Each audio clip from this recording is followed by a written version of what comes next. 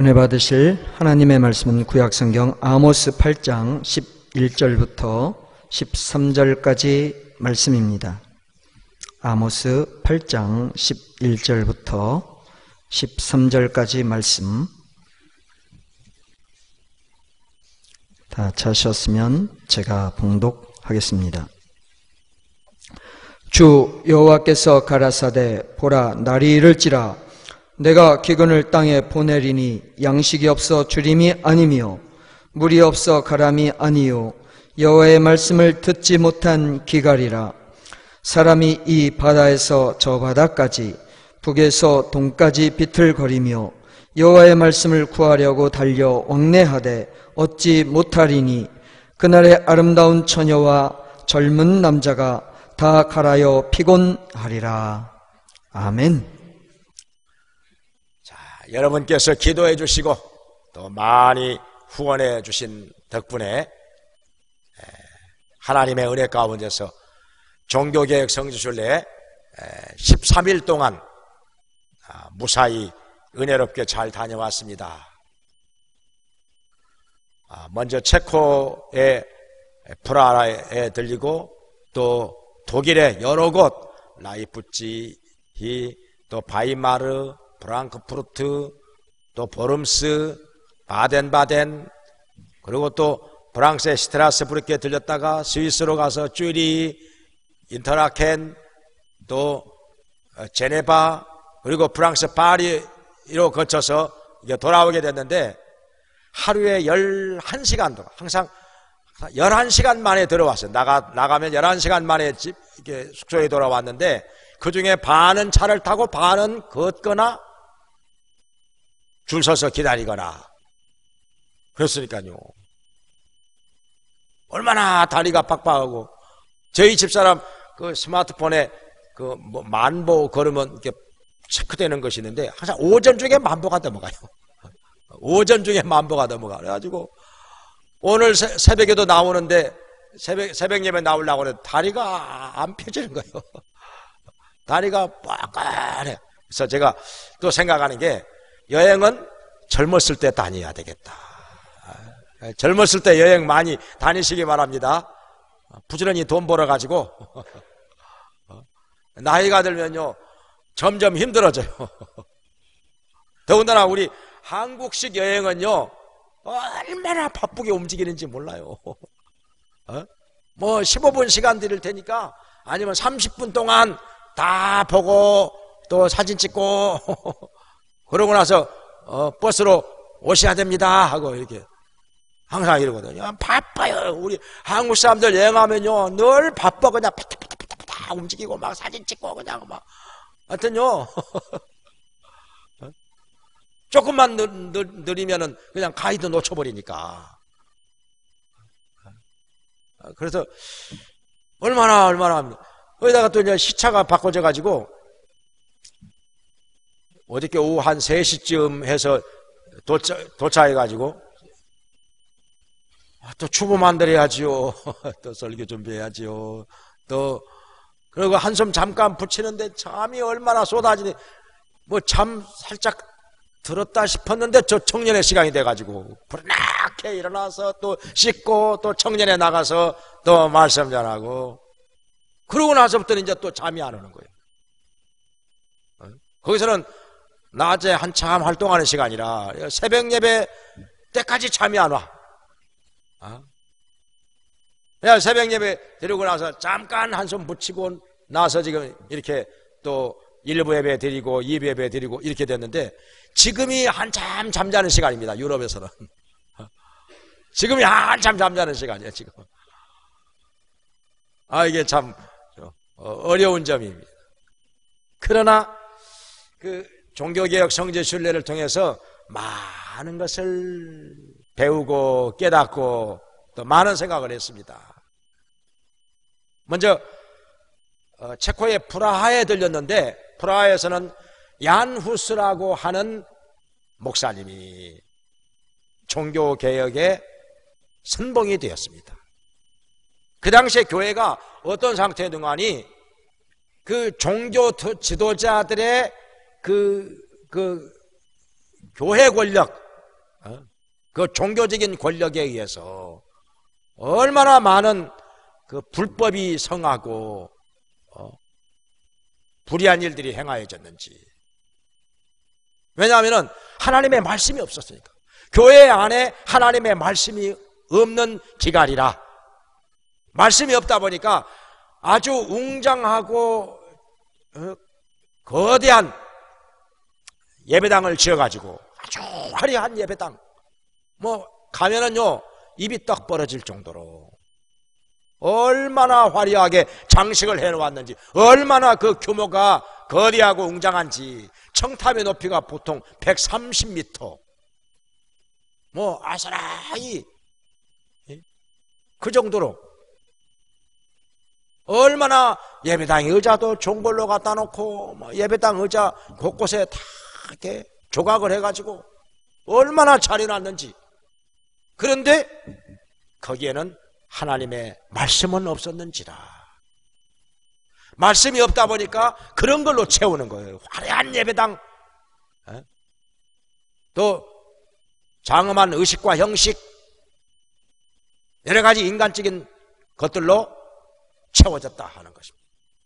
그래서 야누스 목사님이 일어나서 말씀으로 돌아가자, 성경으로 돌아가자, 말씀을 전하고 말씀을 사랑하고 말씀을 지키자, 이렇게 하면서 종교개혁을 일으켰는데, 그것이 그만 종교 지도자들의 눈에 미운털이 박혀가지고 사형을 당했습니다. 사형을 당했죠. 사형을 당하면서, 사형을 당하기 전에 하는 말이, 나는 지금 이렇게 죽지만은 앞으로 100년 후가 되면은 새로운 백조가 나타나서 내가 하던 일을 계속하게 될 것이다, 이런 말을, 그 예언을 했는데, 그게 진짜 그 예언이 이루어졌습니다. 그 100년 후에 마르틴 루터가 1517년에 종교 개혁의 기치를 높이 들게 되었으니까요. 그 당시에도 역시 로마 교황이 하나님의 말씀은 안 가르치고, 또 천주교의 신부들이 하나님의 말씀은 안 가르치고 잘못된 것을 가르쳤습니다. 특별히 구원에 있어서 어떻게 해야 구원받느냐, 부지런히 선행을 하고 고행을 하면은 구원을 받고 천국에 간다, 이렇게 가르쳤습니다. 그래가지고 얼마나 고행을 하는지 자기 몸을 괴롭히는 것입니다. 자기 몸을 학대하고 괴롭게 하는 거예요. 더군다나 면죄부까지 팔았습니다. 로마 교황이 너의 죄를 사하노라, 이렇게 해가지고 도장을 딱 찍어서 돈 받고 팔았어. 돈을 주고 그것을 사는 순간에, 그 돈이 쨍그랑하고 떨어지는 순간에 자기의 죽은 가족들까지도 지옥에서 연옥으로 올라가고 연옥에서 천국으로 올라간다, 이렇게 믿었으니까요. 더군다나 그 당시에 성경은 아무나 소지할 수가 없었고 볼 수가 없었습니다. 라틴어로만 되어 있었기 때문에 신부와 수녀 외에는 일반 평시도들은 라틴어를 알지 못하기 때문에 성경을 가지고 있어도 읽을 수가 없었어요. 더군다나 성경을 소지하고 있으면 그건 화형에 처했습니다. 불에 태워 죽였어요. 성경 가지고 있으면 불에 태워 죽였어요. 여러분 다 성경 가지고 있죠? 뭐 성경 안 가지고 그게 귀찮아서 스마트폰 가지고 이렇게 하는 사람들도 있기는 한데, 그 당시에는 성경을 가지고 있으면 그게 죄가 되어가지고 불에 태워 죽였습니다. 화형을 시켰어요.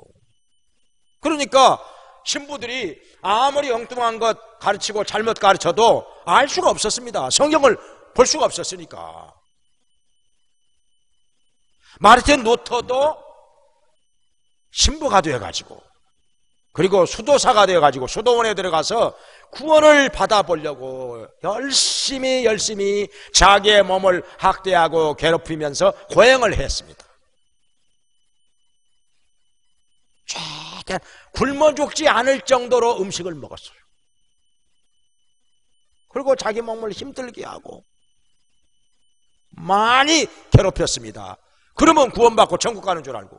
심지어는요, 스칼라 센터에 그 유명한 얘기 있잖아요. 120개의 계단, 120개의 계단을 무릎을 꿇고 올라갔다가 내려갔다가 올라갔다가 내려갔다가 무릎이 다 까져 피가 나와. 그렇게 하면은 구원받고 천국 가는 줄 알고. 그러나 아무리 무릎에서 피가 나와도 뼈마디가 다 쑤시고 아파도 자기가 구원받고 천국 간다는 확신은 없었습니다. 그러다가 그는 성경을 통해서 깨달았죠. 로마서 1장 17절에 말씀하시기를 나의 의인은 믿음으로 말미암아 살리라. 하나님의 의인은 믿음으로 말미암아 살리라.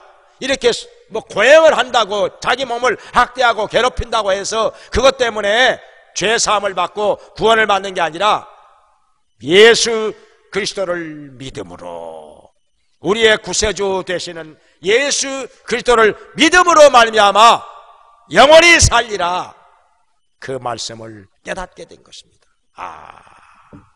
다른 것이 아니다.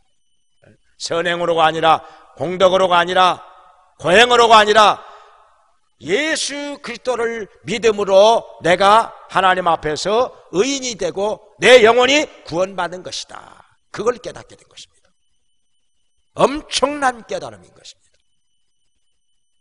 그래가지고 비텐베르크 대학 정문 앞에다가 95개조 항의 반박문을 내걸어놓고 종교개혁을 시작한 것입니다. 믿음으로 구원받는다, 성경으로 돌아가자 하면서 종교개혁을 한 것이죠. 근데요, 어느 시대에나 개혁이라고 하는 것이 쉬운 일이 아닙니다. 왜냐하면 그걸 싫어하고 반대하는 사람이 있으니까. 소위 그 보수적인 사람들, 그냥 이대로가 좋은데 뭘 바꾼다는 거냐, 뭘 개혁한다는 거냐, 너 이상한 놈 아니야, 너 잘못된 거 아니야.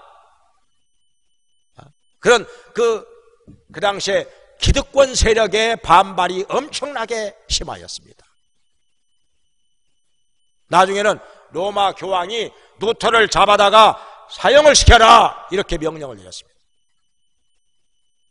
그런데 끌려가는 중에 유력한 영주에 의해서 납치를 당해가지고 보호를 받게 됐습니다.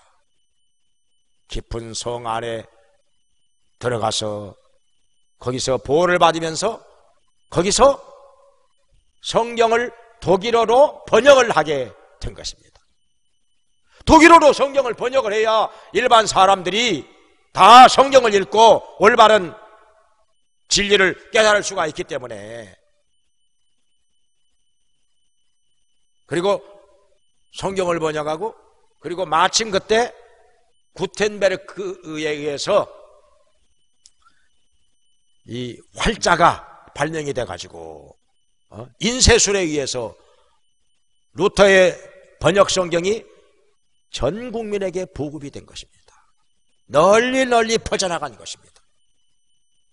그래가지고 지금도 루터가 독일어로 성경을 번역한 것, 그것이 독일어의 어떤 문법의 기준이 되어 있습니다. 문법의 기준.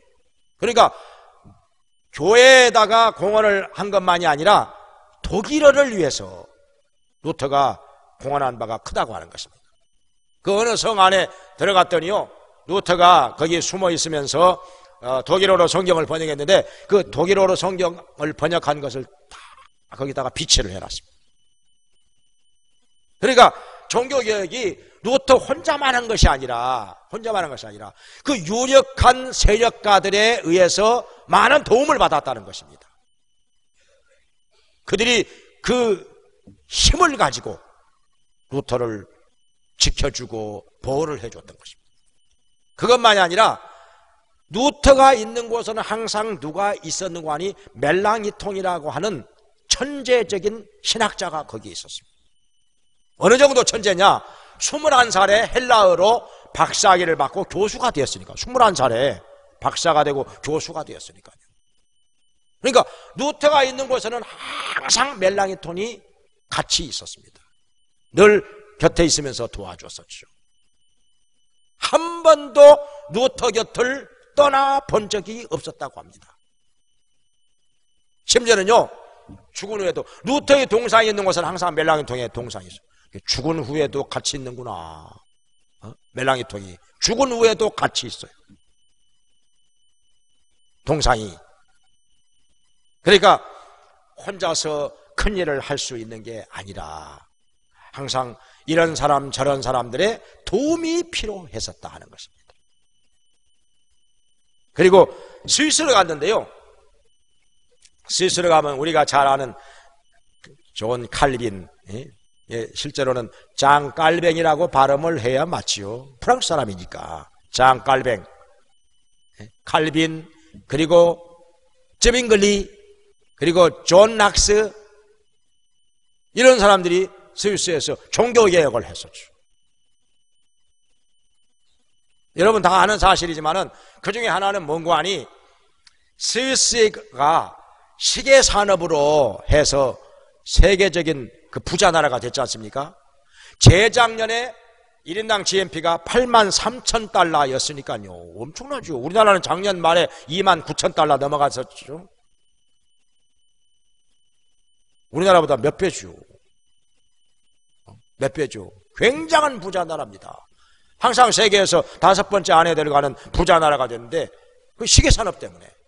근데 어떻게 해서 스위스에서 시계 산업이 그렇게 발달되는 거 하니, 이것도 종교 개혁의 영향이 있었습니다. 원래 프랑스에서 귀금속 세공하는 것이 아주 발달이 되었습니다. 근데 그 사람들이 대부분 개신교 신자들이었습니다. 로마 카톨릭에서 개신교를 얼마나 핍박을 많이 잡아서 많이 죽였지요.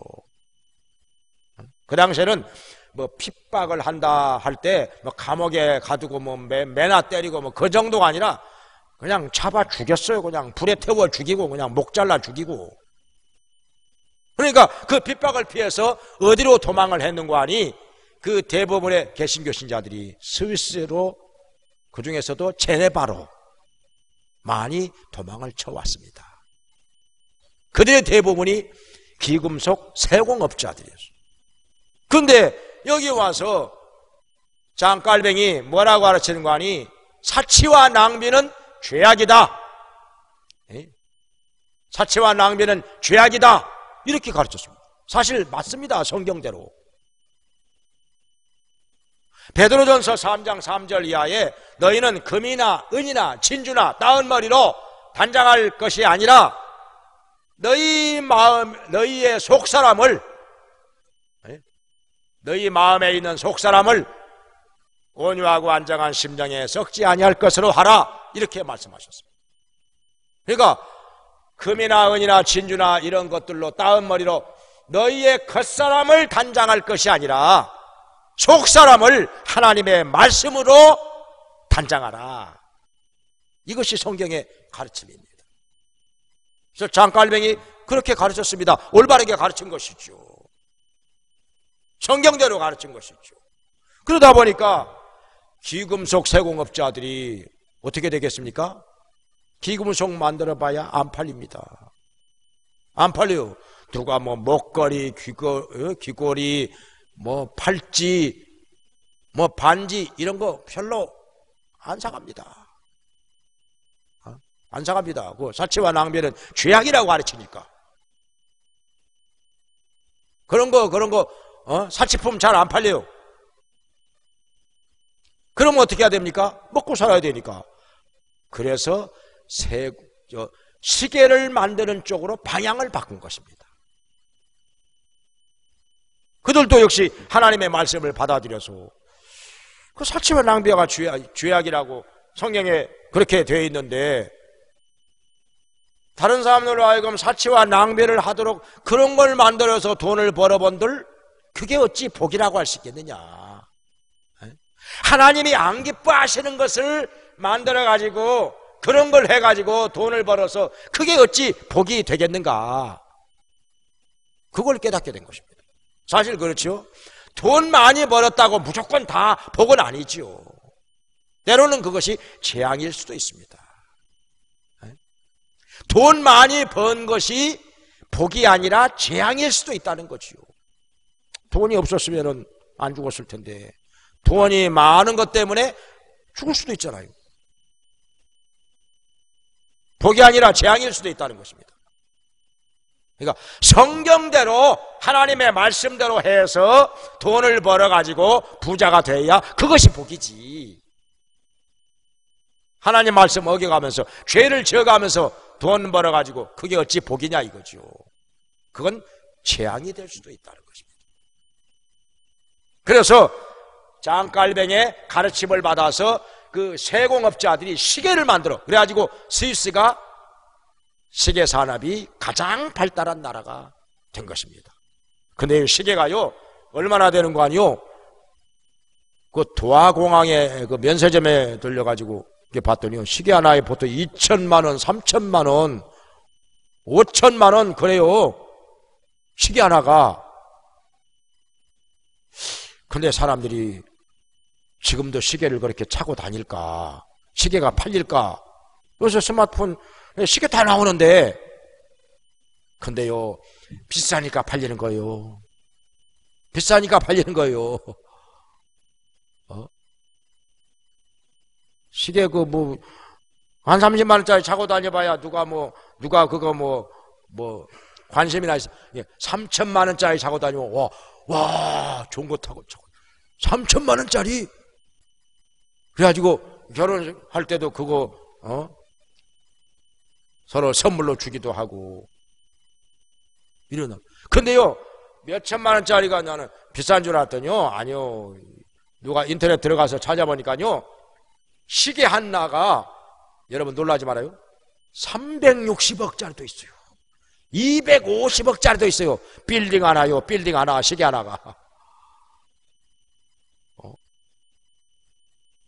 그래가지고 스위스는 시계를 팔아가지고 돈을 벌어서 그 번 돈을 가지고 관광산업을 일으킵니다.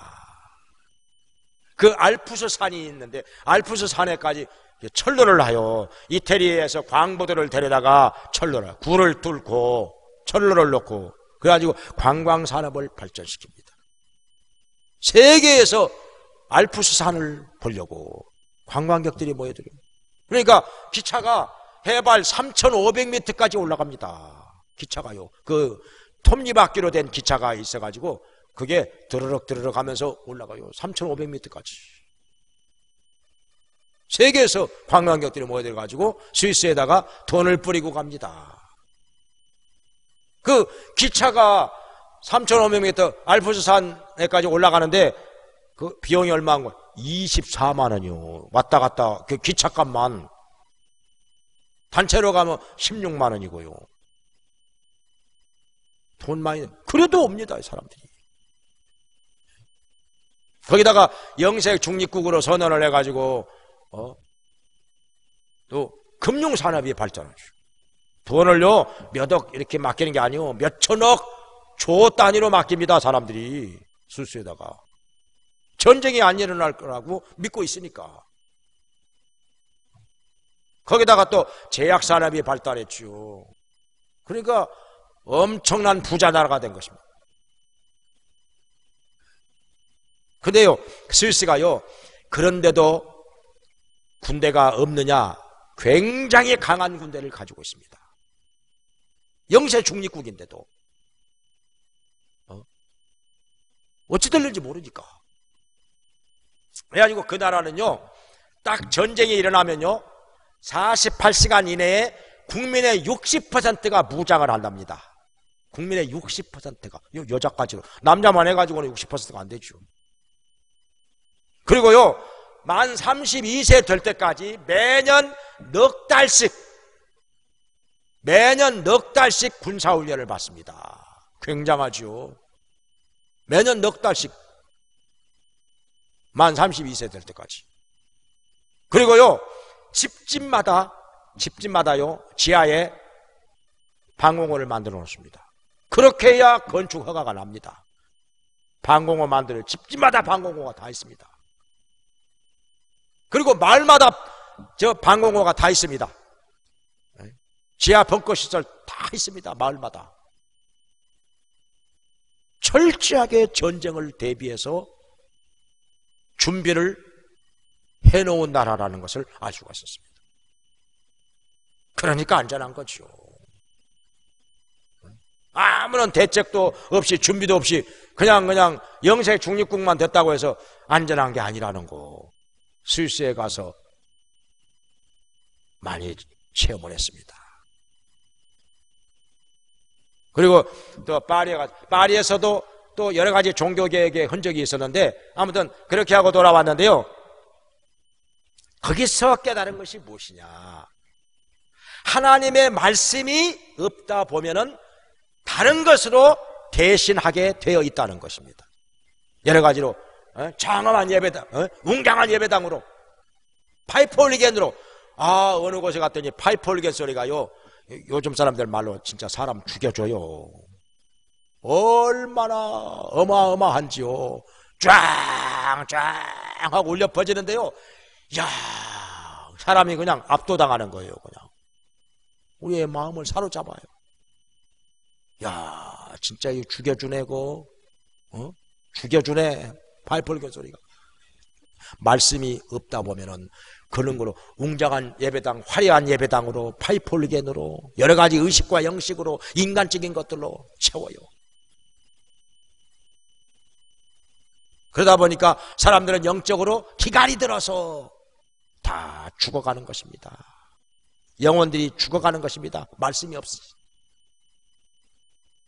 여기 지금 오늘 본문에 아모스 선지자가 예언을 하던 시대에도 경제적으로는 엄청나게 번영을 했습니다. 남한국 유다는 우시아 왕 때 굉장히 번영했죠. 북한국 이스라엘도 여로보암 왕 때 굉장히 번영했습니다. 잘 살았습니다. 그런데 하나님의 말씀이 없어서 불의와 불법이 성하였습니다. 빈부의 격차는 심해지고 오늘날로 말하면 양극화 현상. 부자는 더 부자되고 가난한 사람은 더 가난해지고 빈부격차가 심해졌습니다.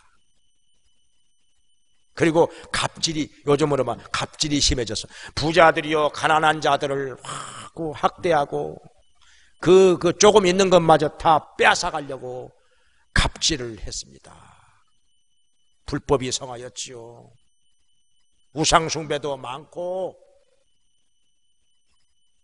그래서 여기 아모스가 원래 남한국 유다 사람입니다.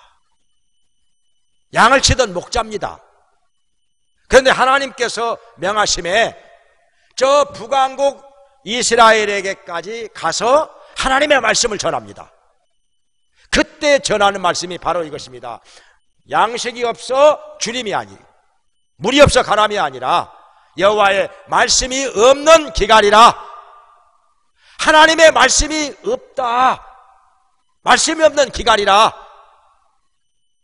지금 그렇게 전하고 있는 것입니다. 사실 그 당시에 북왕국 이스라엘 하나님의 말씀을 전하는 자가 별로 없었습니다. 또 전한다 할지라도 백성들이 잘 듣지도 않았습니다. 그리고 자꾸 엉뚱한 것만 했습니다. 불법이 성하였습니다. 우상숭배가 성하고. 그런데 그때 어느 쪽에 문제가 있어야 되냐, 정확하게 여기 성경을 보니까 여기 12절 13절에 보니까 사람들이 이 바다에서 저 바다에 이르기까지, 북에서 동에 이르기까지 아무리 찾아 헤매어도 하나님의 말씀을 들을 수가 없었다 하는 것입니다. 그리고 젊은 처녀, 아름다운 처녀들도, 또 젊은 남자들도 여기저기 하나님의 말씀을 찾아서 다녔지만은 하나님의 말씀을 얻지 못해서 피곤하였다. 그들이 피곤하였다 이렇게 말하고 있습니다. 그러니까 문제는 어디에 있는 거 아니? 백성들에게 있었던 것이 아니라 말씀을 전해야 할 하나님의 종들에게 있었다는 것입니다. 하나님의 종들이 하나님의 말씀 제대로 전하지 않았다는 것입니다. 바르게 전하지 않았다는 것입니다. 그러다 보니까 백성들은 하나님의 말씀을 찾아 나름대로 많이 헤매고 다녔지만은 말씀을 얻지 못했다는 것입니다. 말씀을 들을 수가 없었다는 것입니다. 하나님의 종들에게 문제가 있었다는 것이죠. 말씀이 없다 보니까 불법이 성하였고 나라 전체가 타락하였다는 것입니다. 그러면은 오늘날은 어떻습니까? 오늘날 우리가 살고 있는 이 시대는 어떻습니까? 하나님의 말씀이 풍성합니까? 기갈입니까? 어떻습니까? 오늘날 교회가 이렇게 많은데, 설교하는 목사들이 이렇게 많은데, 더군다나 요새는 텔레비전에서 여러 개의 채널에서 텔레비전만 켜면은 설교가 그냥 하루 종일이라도 들을 수가 있는데, 그렇다면 말씀이 풍성한 것입니까? 그렇지 않습니다. 그렇지 않습니다. 오늘날도 역시 하나님의 말씀이 기갈입니다. 왜 그러냐고요? 왜 그러냐고요? 하나님의 말씀을 전한다고는 하지만은 말씀인 것 같으나 말씀 아닌 것이 너무 많습니다. 말씀 아닌 것이 너무 많습니다. 왜 말씀이 아니냐? 첫째는 성경을 바로 해석해서 전해야 하는데, 성경을 바로 해석하지 못하면 그것은 하나님의 말씀이라 할 수가 없습니다. 그 말씀이 이 뜻인데, 이런 뜻인데 엉뚱하게 해석해서 전합니다. 그러면 그건 하나님 말씀이 아닙니다. 그건 자기 하고 싶은 얘기 하는 것입니다. 해석을 잘못하면 그것은 말씀이 아니라는 것입니다. 그리고 또 두 번째로는 적용을 잘못하면 그것은 말씀이라 할 수가 없습니다. 적용을 잘못하면, 여호와 증인들 봐요. 피를 마시지 말라 하니까 수혈을 거부합니다. 그래가지고 살릴 수 있는 사람도 죽게 만듭니다. 적용을 잘못하는 것이죠. 우리 교회 안에도 그렇습니다. 제가 전에 한번 수요일 예배 시간에도 한번 말씀을 전한 적이 있었는데요, 여호수아에 보면 좌로나 우로나 치우치지 말고 하나님의 법도와 율례를 지켜 행하라, 이렇게 말씀을 하셨습니다. 좌로나 우로나 치우치지 말라 하니까는요, 여러분 그때 그 방송에서 제가 잠깐 들어보니까, 여러분 좌편에 서지 마시기 바랍니다 그러는 거예요. 좌편에 서지 마시기 바랍니다. 그러면 우편에 서라는 거예요? 이게 정치적인 발언을 하더라고요. 정치적인 발언.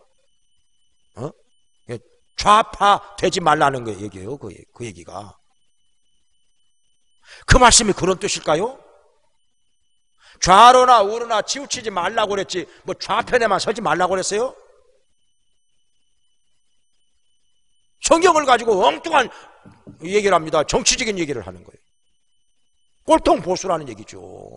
아무리 꼴통보수라고 그 말씀을 가지고 좌편에 서지 말라고, 그 말씀이 아니지. 그런 뜻이 아니잖아요. 응? 이쪽으로도 치우치지 말고 저쪽으로 치우치지 말고 오직 하나님 말씀대로만 살아라.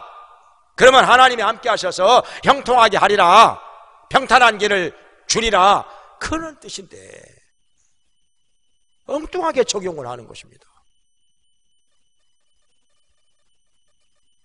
적용을 잘못하면 그것도 역시 하나님의 말씀이 아닌 것입니다. 그러니까 하나님의 말씀을 제대로 전하려면 성경을 통해서 하나님이 우리에게 무엇을 말씀하시고자 하시는가, 하나님께서 성경을 통해 우리에게 말씀하시고자 하시는 그것을 전해야 그게 하나님의 말씀인 것입니다. 하나님께서 말씀하시고자 하시는 그것을 성경을 통해서 전할 때 그게 하나님의 말씀인데, 성경은 읽어놓고 그 성경의 핵심은 건드리지도 않은 채 그냥 변두리만 걱정거리다가 자기 하고 싶은 얘기합니다. 하나님의 말씀일까요? 성경을 읽어놓기는 했는데 자기 하고 싶은 얘기만 한다면 그게 하나님의 말씀일까요? 말씀이라고 할 수가 없습니다. 제가 좀 더 얘기를 하자면요, 오늘날 어떤 시대냐, 참 이 목사가, 저도 말씀을 전하는 목사가 다른 목사 얘기를 한다는 게 참 상당히 부담스럽습니다. 그러나 할 것은 해야죠. 사실대로 정확하게 말을 해야지요.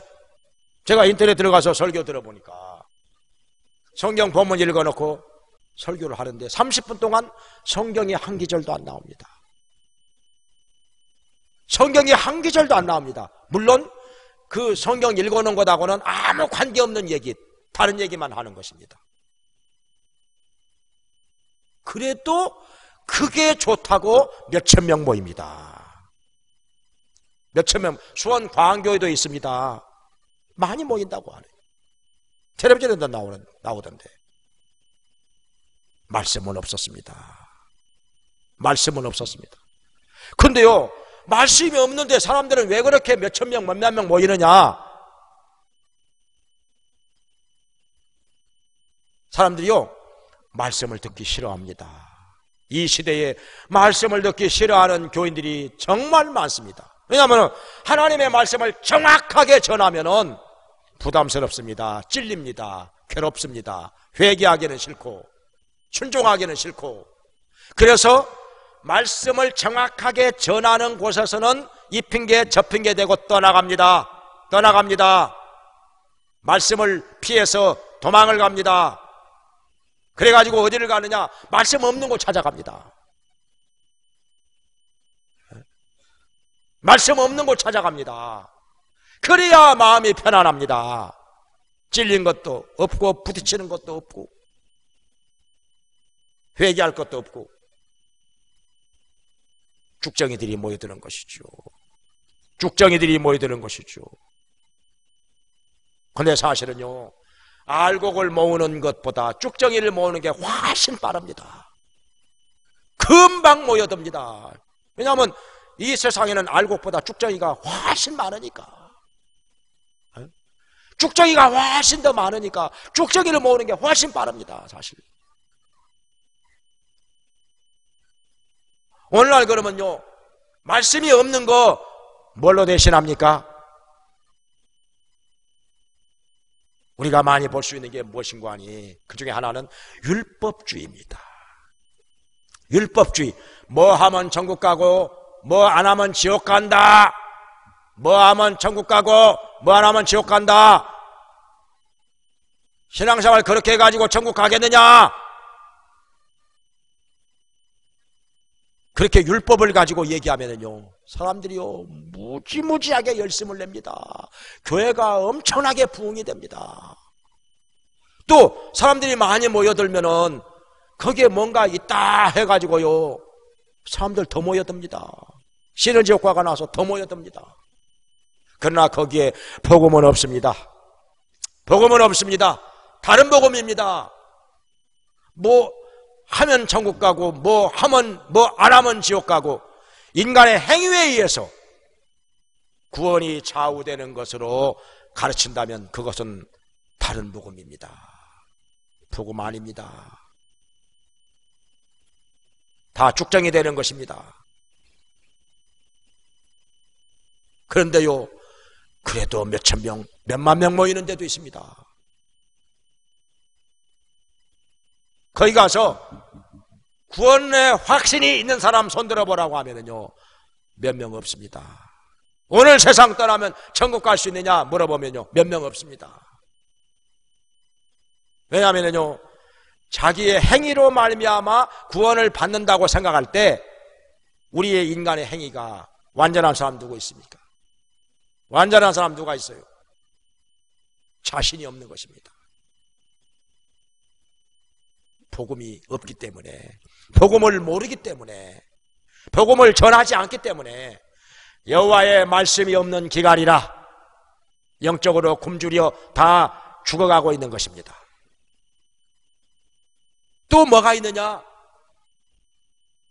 오늘날도 마찬가지입니다. 그 옛날이나 웅장하고 화려한 예배당, 그것으로 말씀을 대신합니다.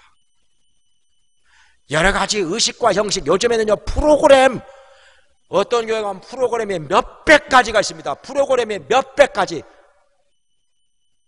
뭐 해가지고 뭐 심지어 무슨 종이 접기니 무슨 뭐 골프니 뭐니 해가지고 막 이렇게 이 프로그램으로 사람들을 끌어모읍니다. 그런데 거기에는 말씀은 없습니다. 그냥 사람들끼리 어울리는 재미로 갑니다. 그러니까 큰 교회 가야 프로그램이 많습니다. 골프하는 사람끼리, 종이 접기 하는 사람끼리, 무슨 그림 그리는 그 사람끼리, 또 무슨 뭐 악기 하는 사람끼리, 또 뭐 하는 사람끼리, 이 몇백 개 되니까요. 거기 가야 그래도 수준 있는 사람들하고 어울리고요. 취미생활, 한마디로 취미생활 하는 거죠. 말씀은 없습니다. 말씀이 없는 기갈이라 영적으로는 다 죽어 있습니다.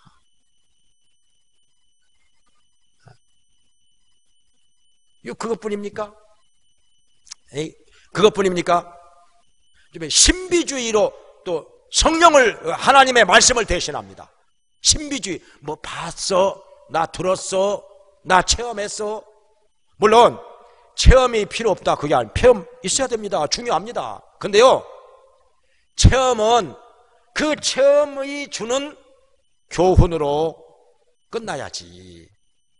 체험을 가지고 말씀을 대신하면 그건 안 되는 것입니다. 체험을 가지고, 신비적인 체험을 가지고 말씀을 대신해서는 안 된다는 것입니다. 그걸 교리화해서도 안 되고 그걸 보편화해서도 안 되는 것입니다. 그러면 그건 잘못된 길로 가는 것입니다. 그들이 열심을 있어요. 신비주의에 빠진 사람들이요, 대체적으로 열심은, 엄청나게 열심을 있습니다.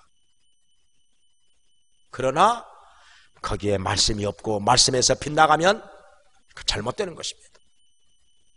또 요즘에 뭐가 있습니까? 우리 한국교회에 특별히 심한 게 뭔가 아니에요. 메카시즘의 영, 이 메카시즘의 영으로 성령을 대신하고 있습니다. 그러니까 열왕기상 22장에 나오는 거짓말하는 영, 에베소서 6장에 나오는 정사와 권세, 이거 다 귀신의 이름입니다. 귀신의 이름이요. 사실 계속 거짓말합니다. 계속 거짓말해요. 그런데요, 목사님들이 가장 순진합니다. 우리 목사님들이 가장 순진해요. 정치에 대해서, 역사에 대해서 잘 몰라. 그리고 순진해요. 그래가지고 이 거짓말하는 영에게 가장 많이 속고 가장 많이 이용당합니다. 제가 지난번에도 얘기했잖아요. 1월 달에 평창올림픽 북한 따라간다고, 우리 대한민국 무너진다고, 이거 큰일 났다고, 우리 지방에서 난리 났습니다. 우리 지방에 밴드다가 그런 걸 올려놓으니까요, 목사님들이요, 아이고, 이거 큰일 났다고, 대한민국 지금 무너지게 생겼다고, 북한에 넘어가게 생겼다고. 넘어갔습니까? 평창올림픽 해가지고 대한민국 북한으로 넘어갔습니까?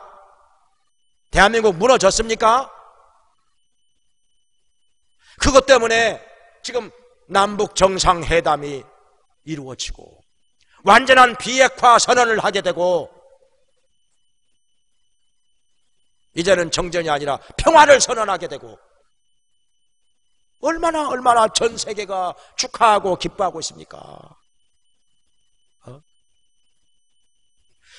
외신 기자들 중에 또 남북 정상회담 하는 걸 보면서 눈물을 흘리는 사람이 있었는데, 근데요, 우리나라 안에서 이거 가지고 남북 간에 이게 평화가 되니까 괴로워하는 사람이 있습니다. 괴로워하는 사람들이 있습니다. 근데 목사님들이 왜 여기에 넘어갑니까? 남북 간의 평화 분위기가 조성되면 안 되는 겁니까? 지금 잘못돼 가고 있는 것입니까? 막 총 쏘고 대포 쏘고 해야 그게 할렐루야 합니까? 지금 뭐 잘못돼 가고 있는 것입니까? 총 쏘고 미사일 쏴야 그게 하나님께 영광 돌리는 거예요? 왜 이 불의하고 악한 정치인들의 장난에 왜 목사들이 놀아납니까? 왜 목사들이 놀아납니까? 제가 이렇게 대화해보면 목사님들 80% 90%가 여기에 미혹돼 가지고 놀아납니다. 80% 90%가 분별을 못해요. 이 거짓말만, 맨날 거짓말만 하는 그런 사람들한테 속아서 미혹돼 가지고 놀아납니다. 그러면 어떻게 됩니까? 복음을 스스로 막아버린다는 것이죠. 제가 지금 정치 얘기하는 게 아니에요. 지금요, 우리 스스로 이 정치에 대해서, 역사에 대해서 모르면 그냥 가만히 있든가, 모르면 그냥 가만히 있든가, 그냥 모르면서 그냥 분별을 못해가지고 엉뚱한 소리 하다 보니까 사람이 모르다 보면 꼭 거짓말을 믿게 되었습니다. 거짓말이 더 그럴싸하니까. 그리고 불의와 악의 편에 서게 되어 있습니다. 그리고 의의를 대적합니다. 그러니까 이게 뭐냐? 복음을 스스로 막아버립니다. 전도의 문을 막아버립니다. 일반 사람들이요, 교회 안 오기 위해서 귀를 막아버리고 등을 돌려버립니다. 분별력 없이 엉뚱한 소리 하니까, 거짓말만 믿고 불의와 악의 편에 서니까, 그리고 의의를 대적합니다. 제가 말씀을 드렸잖아요. 이번 남북 정상회담에서 이렇게 완전한 비핵화 선언을 하고 평화가 되고, 나 조금 있으면 이제 이산가족도 만나게 되고, 이거 지금 잘못된 것입니까? 이게 그렇게 가슴 아프고 괴로운 일입니까? 남북이 꼭 전쟁해야 그게 좋은 거예요? 어찌하여 평화를 말해야 되고 복음을 전해야 될 목사님들이, 우리 목사님들이 왜 이런 잘못된 정치인들, 이 불의한 정치인들한테 속아서 이용을 당합니까? 왜 그들의 장난에 놀아납니까? 왜 80% 90%가 왜 미혹돼 가지고 이렇게 놀아납니까? 왜? 정말 심각한 문제입니다, 이거. 그러다 보니 이 민족이 더 이상 교회에서 전하는 복음을 귀를 기울여 듣지 않고 하나님께로 돌아오지 않습니다. 목사들을 보고 한심하게 여기고 탄식을 하는데 어찌 우리가 전하는 복음을 듣고 하나님께로 돌아오겠습니까? 물론 극소수 돌아오는 사람은 돌아오지만은 대부분의 백성들이 교회에서 전하는 말씀에 귀를 기울이지 않습니다. 엉뚱한 소리 하니까, 말도 안 되는 소리 하니까. 심지어 작년에도 어떻습니까? 작년에 많이 들었던 소리, 목사님들이 나서서 태극기 흔들면서 박근혜가 무슨 죄가 있냐고, 돈 받은 게 뭐 있냐고,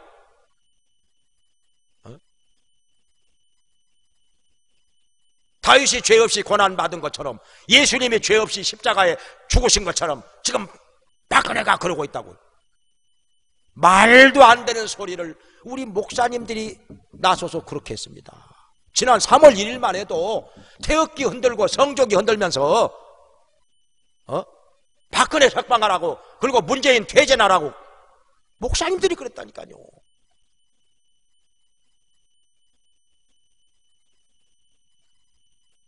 나라를 망치는 게 누굽니까? 누가 지금 나라를 어렵게 만들고 있습니까? 왜 그걸 분별을 못하고,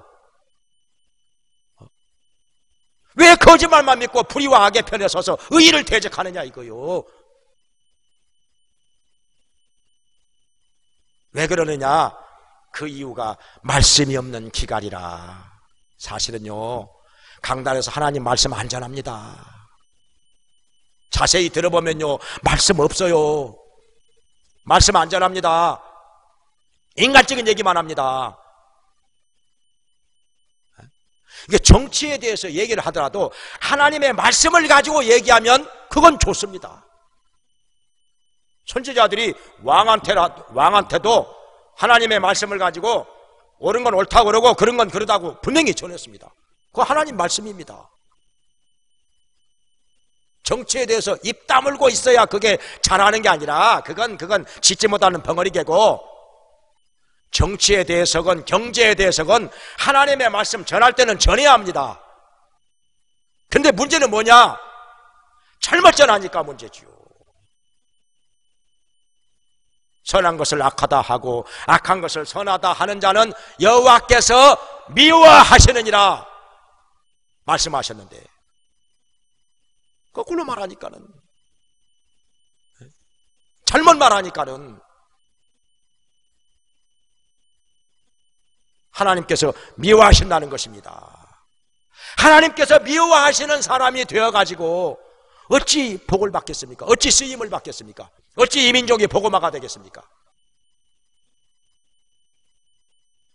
근데 이 나라의 교인들도 똑같습니다. 분별을 못하니까 거짓말하는 영에게 미혹된 자들에게 수천 명 수만 명이 모여듭니다. 그러면서 은혜 받았다고 좋아들 합니다. 말도 안 되는 소리 하고 있는데 하나님의 말씀은 없고 인간적인 얘기만 하고 있는데 은혜 받았다고 좋아들 하고 수천 명 수만 명 모여듭니다. 이게 우리나라 현실입니다. 지금 많이만 모이면 무슨 그게 하나님의 복입니까? 그게 성령의 역사입니까? 말씀 때문에 그렇게 많이 모여드는 것일까요? 이만희가 하나님 말씀 잘 전해서 수십만 명, 10만 명, 20만 명 모입니까?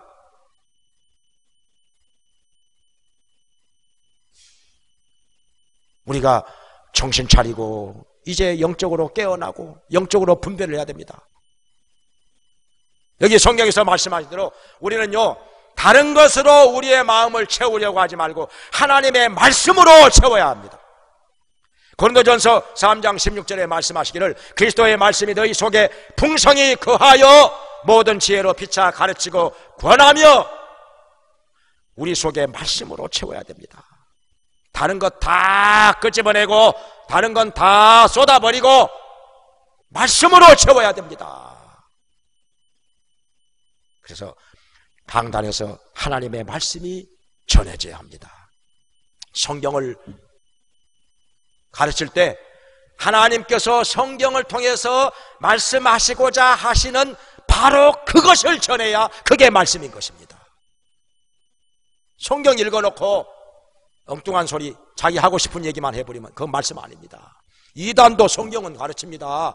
근데 해석 잘못하고 적용 잘못하니까 엉뚱한 거 가르치는 것입니다. 하나님 말씀 아닙니다. 이단에서 아무리 성경 공부를 해도 그거 하나님의 말씀 아닙니다. 교회에서도 마찬가지입니다. 아무리 성경 읽어놓고 설교해도 그 성경을 통해서 하나님이 우리에게 말씀하시고자 하시는 그것을 전하지 않는다면 그건 말씀이 아닙니다. 제가 얘기했잖아요. 대학원 다닐 때 대학원에서 한 학기 내내 그걸 가지고 훈련을 했습니다. 성경 본문을 정해놓고 그 본문을 통해서 하나님이 우리에게 말씀하시고자 하시는 그것을 가지고 설교를 해야 한다. 그래가지고 설교 제목을 정하고 대제를 첫째, 둘째, 셋째 이렇게 정하고 하는데요, 거기는 다 이제 목사님들이에요. 목사님들 학기 끝날 때까지 반 이상이 그게 안 됩니다. 아무리 한 학기 동안 내내 가르치고 훈련해도 반 이상이 학기 끝나도록 그게 안 되는 거예요. 성경이 우리에게 뭘 말씀하시고자 하시는 그게 안 보이는 거예요. 그게 안 보이는 거예요. 이 말이 지금 우리 평신도들은 이해하기가 상당히 어려운 얘기입니다. 사실은 뭐 다 말씀 아니요? 그렇게 알고 있었는데 말씀인 것도 있고 아닌 것도 많다니, 사실 하나님의 말씀을 어느 정도 알고 그 말씀에 비춰보면은 말씀 아닌 것들이 정말 많습니다. 말씀 같으나 말씀 아닌 것들이 정말 많습니다. 그래서 교회가 다 똑같으냐? 아닙니다. 영안이 알려진 사람들의 얘기입니다. 교회가 다 똑같아. 뭐 다 하나님의 교회예요. 뭐 아무데나 가면 되지 뭐. 그건요, 영안이 전혀 안 열린 사람들의 얘기입니다. 영안이 열리게 되면요, 어느 정도 말씀을 보는 눈이 열리게 되면은요, 교회가 다 똑같지 않습니다. 천차만별입니다. 말씀을 제대로 전하는 교회도 있고 말씀 아닌 것을 전하는 교회도 엄청나게 많습니다.